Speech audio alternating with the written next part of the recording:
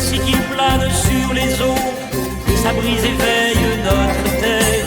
Debout, reprends souffle, anime ta vie.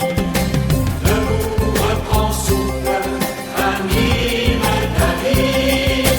Vienne sur le monde, le souffle créateur. Vienne sur le monde, l'eau vive du Sauveur.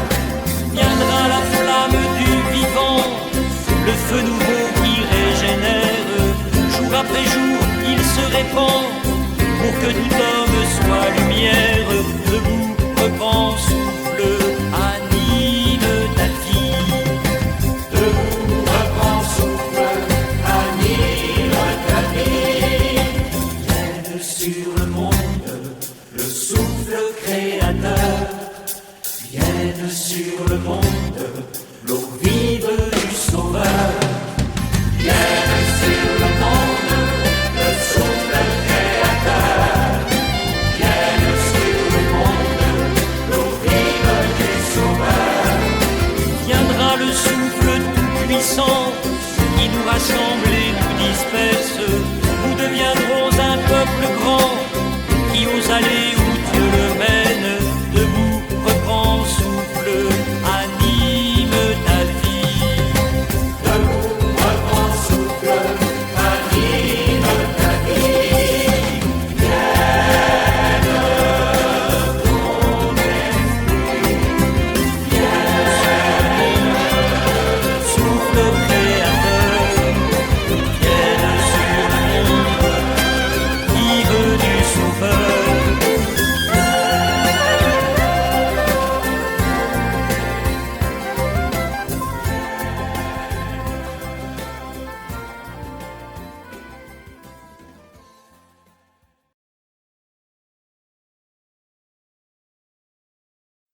Lecture des Actes des Apôtres, chapitre 1, versets 12 à 14. Les apôtres, après avoir vu Jésus s'en aller vers le ciel, retournèrent à Jérusalem depuis le lieu dit Mont des Oliviers, qui en est proche. La distance de marche ne dépasse pas ce qui est permis le jour du sabbat. À leur arrivée, ils montèrent dans la chambre haute, où ils se tenaient habituellement. C'étaient Pierre, Jean, Jacques et André, Philippe et Thomas, Barthélemy et Matthieu, Jacques fils d'Alphée, Simon le Zélote et Jude, fils de Jacques. Tous, d'un même cœur, étaient assidus à la prière, avec des femmes, avec Marie la mère de Jésus et avec ses frères. Parole du Seigneur.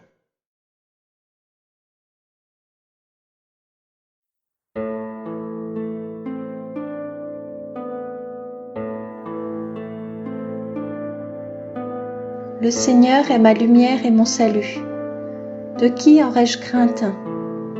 Le Seigneur est le rempart de ma vie. Devant qui tremblerais-je? J'ai demandé une chose au Seigneur, la seule que je cherche: habiter la maison du Seigneur tous les jours de ma vie, pour admirer le Seigneur dans sa beauté et m'attacher à son temple. Écoute, Seigneur, je t'appelle. Pitié, réponds-moi. Mon cœur m'a redit ta parole. Cherchez ma face.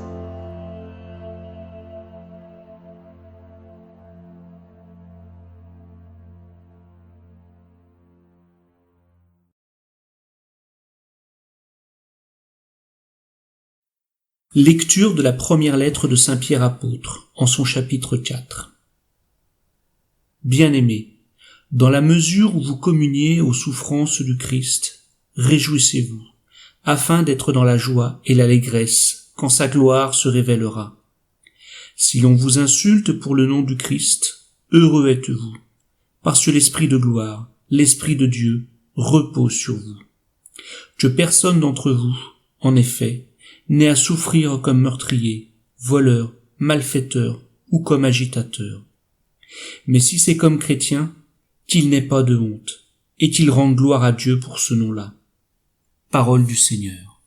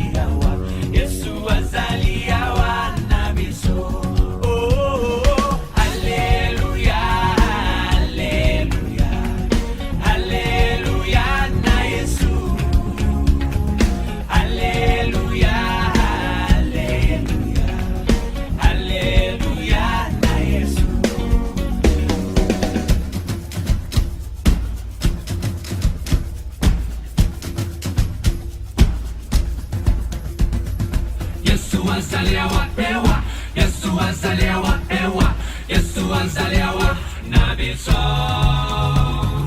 Yesu azaliwa ewa. Yesu azaliwa ewa. Yesu azaliwa na Yesu.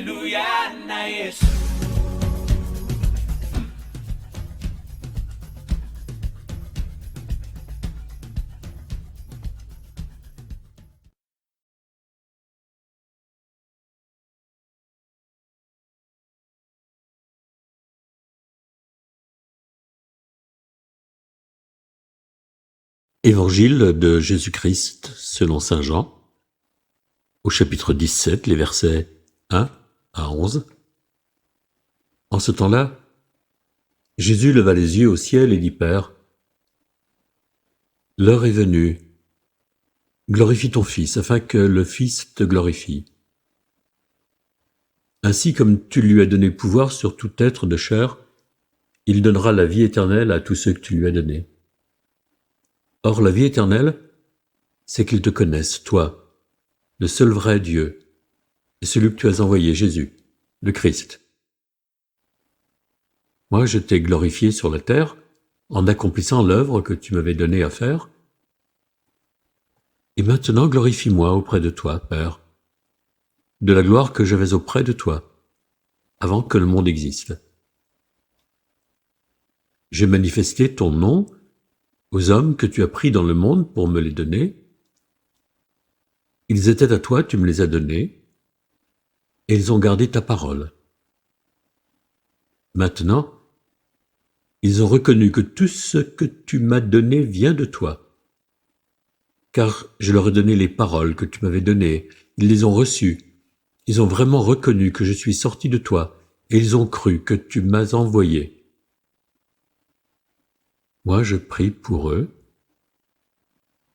Ce n'est pas pour le monde que je prie, mais pour ceux que tu m'as donnés, car ils sont à toi. Tout ce qui est à moi est à toi, et ce qui est à toi est à moi, et je suis glorifié en eux. Désormais, je ne suis plus dans le monde. Eux, ils sont dans le monde, et moi, je viens vers toi. Acclamons la parole de Dieu.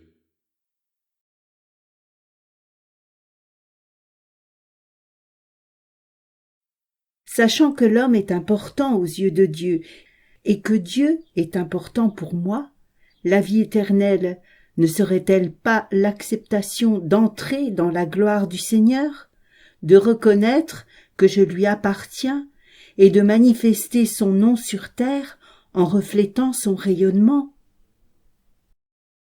Excellente question ou réflexion. Tout est presque dit. Au Cénacle, peu de temps avant sa passion, Jésus se tourne vers son Père pour que la gloire de Dieu soit manifestée, c'est-à-dire à la fois celle de son Père et la sienne. Qu'est-ce que cela veut bien nous dire? Jésus entre à l'ascension dans la gloire du Père et nous laisse entrer dans la gloire avec lui. Mais de quelle gloire parle-t-on? La gloire que Jésus nous invite à poursuivre suppose un véritable renversement des valeurs de notre monde. Notre tentation est grande de confondre la gloire de ce monde et celle de Dieu. L'homme est trop souvent sensible à la puissance, à l'influence, au détriment de la justice et de la vérité. Dans la seconde lecture, Pierre nous rappelle que la fidélité à l'Évangile, même dans la contestation ou voire le péril de sa vie, vaut mieux que tous les honneurs des hommes. Seule cette reconnaissance rend gloire à Dieu. En fait, Dans sa prière, Jésus récapitule d'un regard toute sa vie. Père, je t'ai glorifié sur la terre. J'ai achevé l'œuvre que tu m'as donné de faire. J'ai manifesté ton nom aux hommes que tu m'as donnés. Je leur ai donné les paroles que tu m'as données. Oui, toute sa vie, Jésus a manifesté le nom de Dieu. Il a dévoilé l'être de Dieu à partir de son existence. Il a glorifié son Père en nous faisant connaître son projet, par une vie pleinement humaine. Il nous a donné la possibilité de comprendre ce qui le faisait vivre, cette grande humanité qui permet d'entrer dans le mystère de Dieu. Attention, la gloire de Jésus passe par la croix. Elle n'est pas déconnectée de notre vie terrestre. Elle ne fait pas de nous des illuminés dans les cieux, loin de nos souffrances et des difficultés de la vie. Non, la gloire de Jésus se manifeste et se révèle d'abord sur la terre au milieu de notre humanité. Elle est au cœur de nos souffrances pour les détruire et nous conduire ainsi à la gloire éternelle du Père. Notre priorité est de porter du fruit en affirmant notre foi en ce Dieu d'amour. Ne pensons pas à la baisse du nombre de fidèles, à l'Église qui devrait se réformer, mais plutôt à promouvoir le salut du Père. Comment? En habitant le silence, en écoutant et intégrant sa parole dans nos cœurs. Bien sûr, en la mettant en pratique et en se laissant guider par son esprit. C'est un programme ambitieux, mais je vous rappelle que rien n'est impossible à Dieu. Si nous pouvons dire que Jésus est notre gloire, c'est que nous avons compris que nous sommes en lui et qu'il est en nous. La croix a été le sommet de la gloire de Dieu.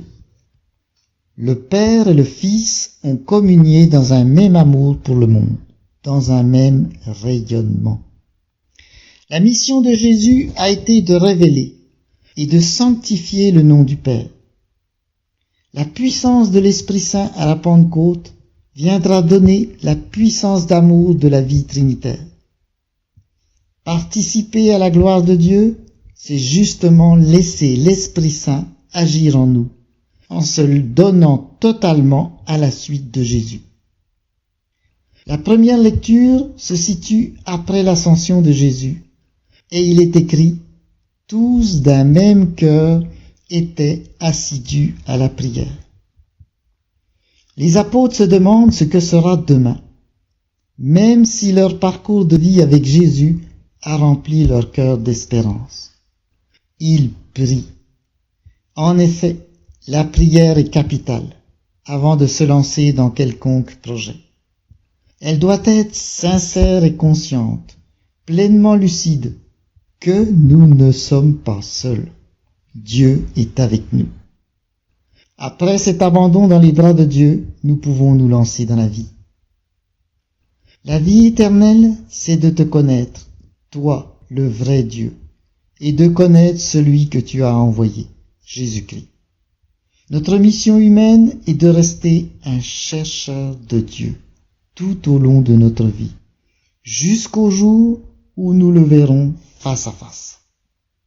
Jésus brûle de nous prendre avec lui, de nous unir à lui et surtout que pas un ne soit perdu.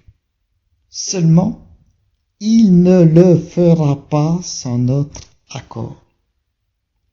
Témoigner du Christ ne nécessite pas une éloquence remarquable et entraînante. Il suffit d'être vrai et sincère. L'Esprit Saint nous donnera toujours l'amour pour rayonner de la paix et de la joie du Père qui est en nous. La gloire de Dieu doit éclairer nos visages. Nous pourrons ainsi communiquer notre bonne humeur et notre sourire à tous ceux que nous rencontrerons. Amen.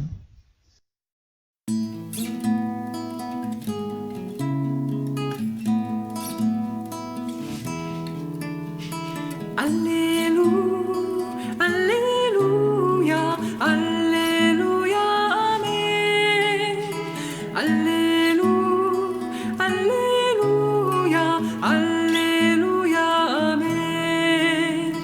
Alléluia, Alléluia, Alléluia, Amen.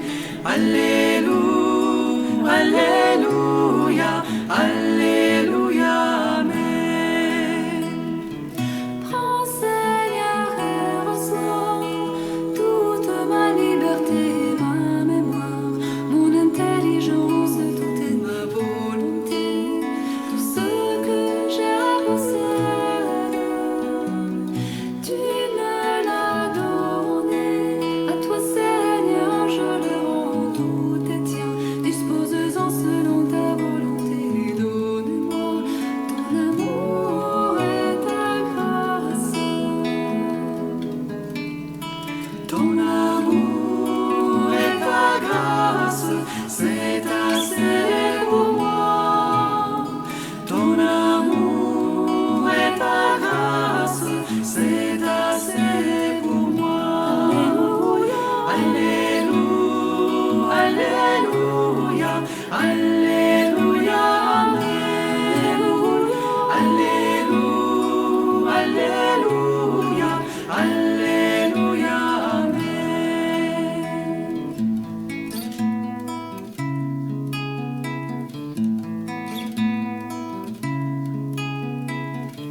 Ton amour Seigneur et ta grâce, c'est assez pour moi, mon Dieu.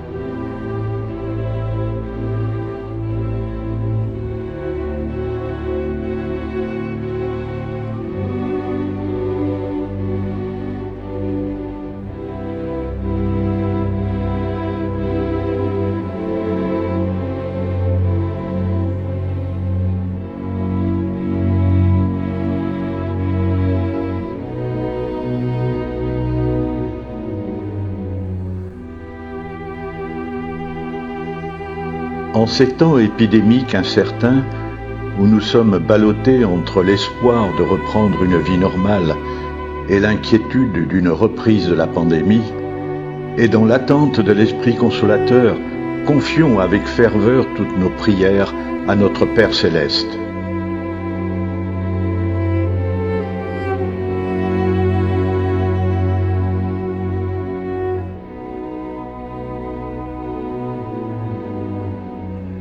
Pour notre monde malade, qui tente de reprendre une certaine activité économique et sociale, que nos gouvernants, soignants, entrepreneurs, éducateurs, salariés unissent leurs efforts dans un esprit d'audace et de générosité pour reconstruire la société humaine où tous les hommes retrouveraient bonheur et dignité.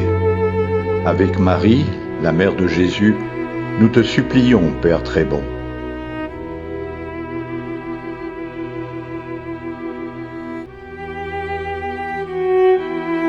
Pour toutes les personnes souffrantes, atteintes par le coronavirus ou d'autres maux du corps et de l'âme, que les chrétiens, tous unis d'un même cœur, puissent par leurs prières ferventes et profondes les porter dans la lumière et l'espérance. Avec Marie, la mère de Jésus, nous t'implorons, Père très bon.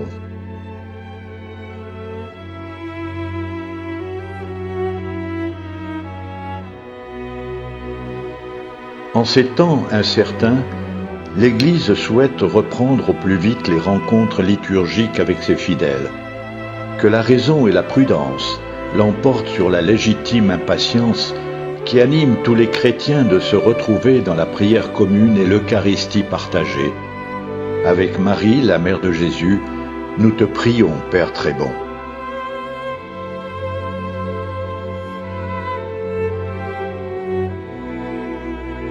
Chaque semaine, notre communauté paroissiale accueille, grâce à la communication virtuelle, des temps de prière.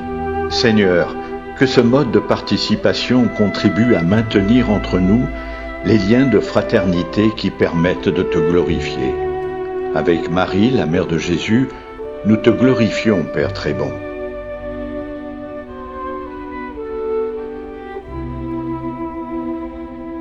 Dieu notre Père, toi qui veux le salut de tous les hommes, envoie sur ton Église, sur le monde, sur nous-mêmes, l'esprit d'unité, d'amour et de paix, par Jésus le Christ notre Seigneur. Amen.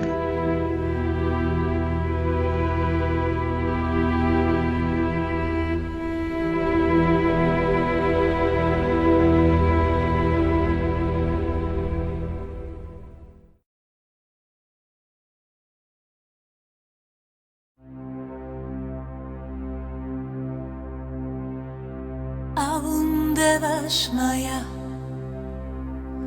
Nerkadashma Tietema Udak Newe Tavayanakai Anavashmaya Fara Avundevashmaya Nerkadashma Tietema Uta Newe Savayanakai Kanadashmaya Fara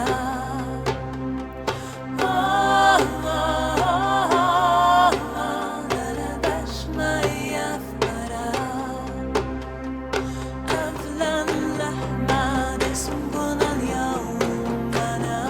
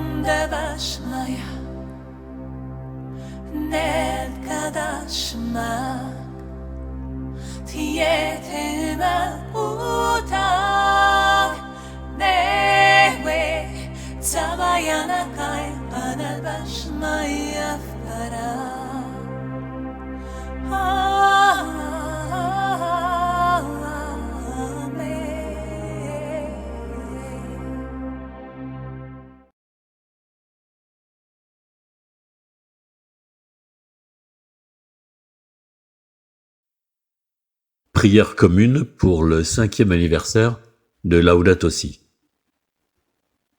Dieu qui nous aime, Créateur du ciel, de la terre et de tout ce qui s'y trouve, tu nous as fait à ton image et tu as fait de nous les bergers de ta création et de notre maison commune.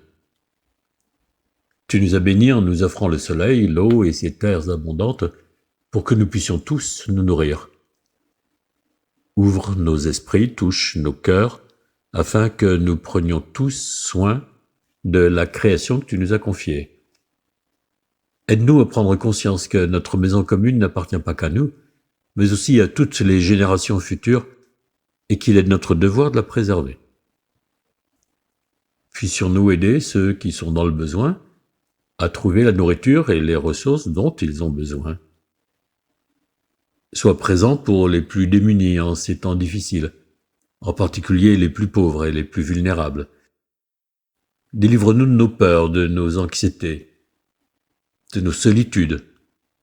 Transforme-les en un sentiment d'espoir, afin que nous puissions tous connaître une véritable conversion du cœur.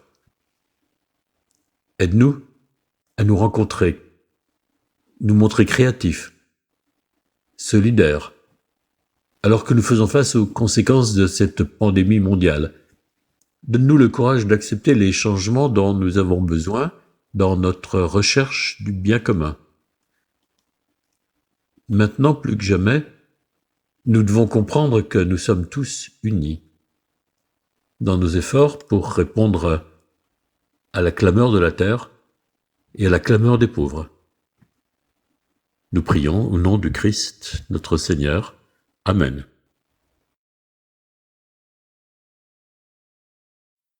Avec ce 7e dimanche de Pâques s'achève cette période extraordinaire ainsi que les méditations des textes que nous vous avons proposés chaque dimanche et fête depuis le 22 mars, 4e dimanche de Carême. Énorme merci à toutes celles et ceux qui ont passé du temps et qui ont donné toute leur énergie pour réaliser ces vidéos. Grâce à vous, nous avons gardé un lien avec notre paroisse, nos amis et tous ceux dont nous ne pouvions plus être proches. Lors de cette expérience hors du commun, vous avez su être impliqués, créatifs, innovants. Merci.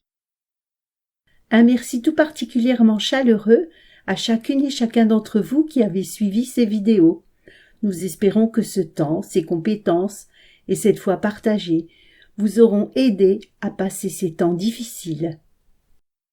Samedi prochain, vous retrouverez sur cette chaîne la veillée qui clôturera ce temps pascal et nous vous tiendrons informés des futures initiatives possibles pour la gloire de Dieu.